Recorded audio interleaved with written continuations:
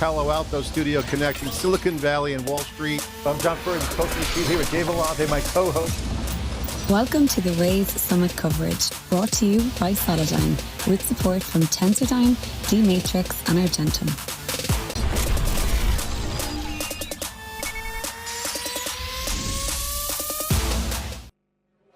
Welcome back around to theCUBE's live stream here in Paris, France. I'm John Furrier, host of theCUBE. We're here for the Waze Summit Day 2 as we're winding down 2 days of wall-to-wall coverage. The top story has been AI infrastructure, and the big part is hardware has been a big part of it. The acceleration of AI is coming down from the chips, big large-scale AI factories that's enabling all the growth at the agentic level, of course the AI native applications, and the company here making it happen, the co-founders of D-Matrix are here in theCUBE. We're going to explain it all. And of course, we got some news that hit while we were here in Paris, so we'll get down to it. Sid, the CEO, Sudeep, CTO, co-founders of D-Matrix. Great to see you guys. Thanks for coming on theCUBE. Appreciate it. Good to see you again. Great to be back, yeah. All right, so you got to love this market, Sid. I mean, you guys work so hard to get the hardware out. You know how hard it is to do that. I mean, the demand curve is so great right now. How are you feeling? Well, it's a wonderful time to be in the industry, right? I mean, the demand curve just keeps going more parabolic. People have tried to size this opportunity multiple times, and every time they size it up, the numbers go up. CapEx, keeps increasing, and a lot of that is just tied to deploying more inference. It's, token consumption is just going off the charts, right? So a lot of this is really tied to finding different applications that can unleash new use cases, and all of that leads to more token consumption. So what a phenomenal time for us as a company to be, building products at a time like this. And Corsair just went into production at volume. Yeah. So congratulations, Thank you, just last month or so. So you're up and running. Very much. Flowing, good. Yeah, very much. And that's a huge milestone for the team. Yeah. Right, because first product, as they say, for a chip company is always the hardest, right? You're lifting on, and it's not just about the silicon, right? I mean, it's silicon, and then when we announced production, it was not silicon production. It was the silicon, the boards, the racks that go along with it, the servers. We had to strike partnerships, with Supermicro and Broadcom and Arista, and all the software lift that goes along with it, and getting models ready to run on the hardware. So yeah, I mean, it was an ecosystem lift pretty much. It's so hard to build that kind of product. It's like jumping out of an airplane. Like, will the parachute open? You guys are doing great. Sudeep, you got a lot of pressure on you. You got to keep building the speed and velocity of this market. If you look at all the recent announcements, the life cycle is so fast. If you go back a generation, I mean, you had some time. Exactly, yeah. So it's a disaggregated inference. Low latency is the name of the game today. Agents are running for a long time. Users don't want to wait. So there's a demand on trying to get the latency down, and that means disaggregated inference. It's GPU and fast accelerators like ourselves. So we have Corsair that we just went into production. We have our next generation already in the works. Like you said, you can't skip a beat here. We're trying to stack memory and compute together in a 3D manner. We believe that's the future. It's really, really exciting times. Yeah, you guys cracked the code on all the data points around performance, so that's a huge deal, especially on inference. Inference is one of those apps, or not apps, capabilities that you can see the speed. And we all work with the chat prompts, and okay, reasoning, thinking, that's got to happen faster, and you guys just recently had news that broke here in Paris, deployment of the D-Matrix accelerators for AI inference with Parasail, NVIDIA is involved. It's rare that they put their name on a press release, so they're totally behind. Explain the news, what does it mean? Obviously, inference is a service, people want inference in AI token economy. Yeah. Talk about this news and why it's relevant. Yeah, it is important, very, very critical piece of news from our point of view, because it is the first public announcement of a heterogeneous compute solution targeted specifically for fast token generation, right, in partnership with NVIDIA. And it's really a go-to-market partnership where you have inference clouds, and by the way, this is the first, right? There's going to be many more that we do over the next few months. But this is the template, this is the blueprint, right? We have a lot of inference clouds coming to us and saying exactly what Sudeep just talked about is, we want low latency. There's deploying that in a GPU only infrastructure is just doesn't get us there, right? So how do you kind of take XPUs like the D-Matrix Corsair solution, which is really targeted for low latency and fast decode, pair it up with an NVIDIA GPU, so you get the throughput advantage and you also get the latency benefit, and you put the two together and it's a win-win solution. So, so really, I mean, anytime you run into a situation like this, NVIDIA is essentially saying that we're going to work with D-Matrix to enable customers. Yeah, and they have Inference too, so it's a real testament to the product leadership, so congratulations. You mentioned there's going to be a template. Explain how this gets deployed. Just walk me through the configuration. Rack scale is hot right now. People want rack scale. Those you see all the deployments are rack scale systems. This is perfect scenario for it. How does it work? What does it sit somewhere? Where do you guys sit in the rack, and what's the relationship? Just take us through the topology. Yeah, so there's an NVIDIA rack. The specific demonstrations we showed, for example, there's a B300 server with the NVIDIA GPUs, and we have a Supermicro X14 server that's with our cards, Corsair cards, and the Corsair cards run parts of the model. Other parts of the model are run by the GPU. It could be in the same rack, it could be in different racks. So there could be a complete NVIDIA rack, and there could be a companion D-Matrix rack, and by complementing each other, we are able to speed up the user experience. There's a fundamental trade-off of throughput latency, and we can push that curve out so that users don't have to wait as long. You can still get good economics, and that's what we're really offering in this partnership. We'll talk about the economics and some of the performance. Scope the gains on performance, 10x, 20x, and what's some of the drivers on the cost savings? I mean, what we are really unleashing here is a new class of fast tokens, right? And fast tokens today equals premium tokens, right? You have Anthropic Claude Code today. They have something called fast mode, and essentially you can turn that on. You have to pay more when you do that, but in that mode you essentially have much higher levels of interactivity with the application, right? So the user has a much better user experience if they really care about a real-time experience with the application, and the application developers are charging more for those fast tokens, right? And so it's essentially a new class of tokens, a new economy that is getting unleashed because of this. So today, I think you see almost like a 10x differential between fast token pricing and throughput token pricing, but that'll most likely collapse over time, right? I think I don't see who would not care about having a real-time experience if they could afford it, right? Today maybe the delta is too big, and so you kind of have to tier this thing. But over time, I think everyone will say, I want access to fast tokens, and so the pricing will collapse as the volume economics kick in. But at a time like that, the TCO of the solution is going to start mattering, right? Because now you see a collapse in the pricing, and then it comes down to whose solution has the best, enables the best TCO, so that you can enable, better margin structure for. So there's a real need right now, obviously, for high-end, low latency. Correct, absolutely. And some people who don't, they don't pay for it. And it's very early days, right? I mean, it's very early days this literally started like less than 9 months ago, right? Yeah. When you had the agentic OpenClaw moment, end of last year, and the agentic harnesses started getting developed, right? And so now people are like, okay, now there's a true agentic use case with coding, right? And so latency is beginning to matter. Machines talking to machines, not just humans talking to machines. Capabilities with Claude Code, just step function improvement. Put the two together, and it is just an explosion, right? And so this is very early days for this. We have a long, long way to go. We are barely getting started. And so, what are some of the performance gains you're seeing? Yeah, so there are some tiers where you cannot hit that performance with the GPU. So we can push the latency latency down and the interactivity by 2 to 4x.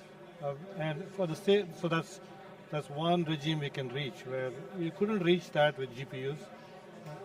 But with our accelerators paired with the GPU, you can turbo boost the GPU to get more throughput, can go faster.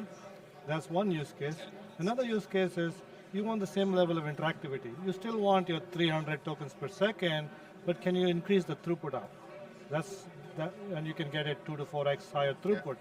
So the economics looks much better with the turbo boost options. Then you can choose. You can go fast, or at the same speed, you can be much more efficient. Talk about the turbo boost impact, Sid, because one of the big discussions here at Raise is the value of token. Obviously, we're in token economy. I wrote a post on that before we came to the show. people are starting to match business values. They're going to be paying for the premium tokens you mentioned until you hit volume. Okay, that makes economic sense to me. But now businesses are starting to say, hey, I can put a value on productivity, I can put a value on an outcome, I can put value on agentic tasks. Is that where you guys see the rationale on the token side?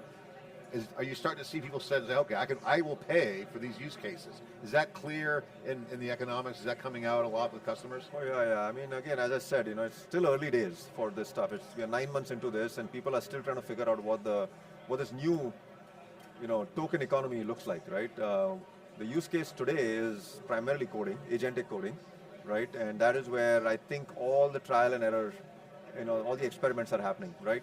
But one thing is pretty clear, right? There's pricing numbers as high as 10x higher than throughput tokens, right? So premium fast tokens being priced at, call it $20 for a million tokens versus $2 for a million tokens, right? And so that's like almost like 10x delta, right? And people are willing to pay for that. Yeah. People are willing to pay, and they're getting completely consumed, right? I mean, so given that option, if you're an engineer, software engineer at an enterprise, and if that's all you have to do is just hit the button and take advantage of those fast tokens without really having to worry about whose budget it is coming out of. Everyone's going after those fast tokens, right? Yeah. Still people trying to figure out, oh my God, folks are token maxing on fast tokens, and we got to trim that down. Right? No one wants slow inference. I mean, I don't. No one's raising their hand for that. So, Sudeep, talk about I think we talked about this last time you were on theCUBE, but the technical people care about it too, because the memory wall has been the villain in some of these deployments. This also factors, hence why the heterogeneous angle here on this disaggregated production environments are important, because it's rack scale, but it's not just all NVIDIA. I mean, you guys are partnering with NVIDIA. That's a huge testament. Put that aside for a second. We talked about that, but there's a technical issue here. Exactly. It's all about memory bandwidth, right? It's all about having enough capacity memory and then getting the bandwidth out of the memory. And the problem has been that AI is currently bottlenecked because of memory bandwidth. Right? Because these things live on different substrates. But if you can combine this into a single substrate, either in 3 dimensions or on a single piece of chip, then you can make memory bandwidth much faster, because the distances that are moving are much closer. And that allows us to get much better interactivity. And so the key to solving the latency problem is memory bandwidth. And what we offer at D-Matrix is to stack DRAM and logic together in a single chip. And doing that, we get many times the performance of HBM memory. And so that's the way we break through the memory wall. And because we don't move many millimeters on silicon, we can do that at very low energy. And so for the same power that you have, and you're always power constrained, you can deliver much more bandwidth and much more interactivity. Okay, so just to put my skeptic hat on for something, whoa, we got our racks in place. There's motivation on the technical and business side. How much rearranging is needed? Take me through some of the changes that would have to be made, if any. To the deployment specifically, I mean, first of all, the D-Matrix go-to-market, right? The way we take our products to market, we have deliberately made some choices here where we can integrate our solution into a customer's environment fairly seamlessly, right? We don't insist on our customers having to buy entire racks from us, or the deployment model is, you tell us what you deploy, and we'll find a way to fit into your deployment, right? So a Supermicro X14 server is a starting point, and that fits into pretty much any 19-inch rack. And 19-inch racks are everywhere in data centers, right? So customer can come and say, look, I'm using a technique called speculative decode. Now this is a technique where you run a small draft model on the D-Matrix solution to accelerate fast token generation, right? It could be a simple thing as a server that goes into somebody's rack, sitting next to other servers that could be NVIDIA servers. If you want to run other forms of disaggregation and you need a rack, you could take a standard 19-inch rack and fit multiple servers inside. We have a solution called Jetstream that can connect all those servers up. So it's very seamless, right? There is no major disruption needed in the way a rack has to be rolled in or a server has to be fitted into a rack. None of that. We've kind of worked through all those options for our customers. And I mentioned the NVIDIA part of the press release that I saw on the news was interesting to me because, again, they have Grok. so they have inference. So this is again the heterogeneous piece. What's the relationship to the GPU? The GPU to the pre-fill, you guys do the decode. You're coexisting, you're not replacing GPUs. No. So they pre-fill on the GPUs, and then you guys do the decode, is that right? That's correct. So the pre-fill, the GPUs are really good at it. They have a lot of compute flops packed into it because they're really great training machines, and training machines do a really good job on pre-fill. So the GPUs do the pre-fill. We do parts of the decode. Sometimes it could be a full decode. Sometimes it could be just what is called a speculative decode, where we propose a bunch of tokens for the GPU to verify, and that's the case where we turbo boost the GPU. And sometimes it's another technique called expert disaggregation, where we only disaggregate the experts and we leave the attention, we leave the pre-fill on the GPU.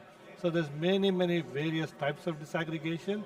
We're still early days, but there are many parts of the workloads that can benefit from more memory bandwidth, and that's what we disaggregate. So the GPUs love you because then they're more efficient. Exactly. You guys pair up nicely with them. Yeah, and another use case is, for example, there are a lot of GPU fleets out there with old Amperes and Hoppers, right? We can go into those fleets and turbo boost those fleets and get them a performance of a Blackwell. So you don't have to upgrade your fleet to a Blackwell GPU. You can just say, you know what, I'll just retrofit my existing fleet with a D-matrix solution and almost get another 2x improvement in performance without having to upgrade my GPU fleet, right? So who's going to say no to turbo boosting? Absolutely. It's going to be a household word very soon. Turbo boost and more tokens. That's right. Token maxing, and I mean, token maxing has gotten a bad rap because the people don't look at it. They've been kind of using a lot of tokens, but token efficiency is a big deal right now. You guys fit into that because you're basically making the better tokens boosting. Right. It's always, efficiency has always been part of everything that we do, right? So I mean, even when we are talking about highly fast tokens, we are doing it in a very efficient manner. And when we talk about efficiency here, it's like, energy efficiency. Like, for example, we have the densest amount of SRAM in a single rack today in the market. It's all air cooled, right? So no liquid cooling. So cost effectiveness is part of the solution that we have built. Because we have the densest amount of SRAM, the hardware footprint needed to run these fast tokens is probably the smallest we have. So, cost efficiency, energy efficiency, big part of what we do. Congratulations, guys. Great innovation, well needed. Everyone, inference is hot. It's going to be everywhere. It's going to be part of all the applications. So, congratulations. I guess what's next? You gave a little teaser earlier. What's next after this? It's hard to. You're going 3D. Maybe. 3D, yes, 3D. So we want to 3D matrix. 3D matrix. Yes. Explain. What's that? What's it going to do? So essentially, the logic industry and the DRAM industry evolved at different ways, right? Because the same substrate is not good for both. So the memory guys specialize, the logic guys specialize, and they all separated and went far away and created this memory wall. So we're trying to bring all of them together and put them on a single piece of silicon. We hybrid bonded, so it looks like one piece of silicon. So it can be made in two separate fabs by two different companies. We'll put it together and build an architecture around that and break through the memory wall. So that's the first step, and we have demonstrated that technology of putting logic and memory together on the same substrate. Then we want to go, high-rise, multi-tier. We want to put 4 DRAM stacks on top of compute and get the capacity up, the bandwidth up. So we get essentially many more fast tokens and smaller footprint. The holy grail of inference is 3D. Yeah, memory, great. And of course, doing more deals, Absolutely, getting that's the focus now. So now that we're in production, commercialization begins now for us, right? I mean, 7 years in, and that's going to be the focus, is deploying the hardware, standing up, identifying use cases that people never thought of before, right? Unleashing new, these fast tokens and improving productivity. It's great to see. We've had previous conversations before you guys were shipping it in theCUBE and NYSE Wired, so congratulations. Everyone's a little bit of relief, but the game's just getting started. Just getting started. Thanks for coming on and sharing. I'm getting surprised with some news too here at Paris. Thanks so much. Thank you. All right, I'm John Furrier. We're doing our part to turbo boost coverage on day 2. A lot of action. Again, memory is the hottest area. If you look at all the trends, memory and GPUs together, that's what D-Matrix is doing. Again, another example of the innovation that you see entrepreneurs doing. When the market has constraints, they work around them. The AI infrastructure is going to continue to be built out. Whole new ball game here on the infrastructure side, continuing to go forward and faster, and that's going to accelerate more apps, more agents, and better security. So of course, doing our part here in theCUBE. Thanks for watching.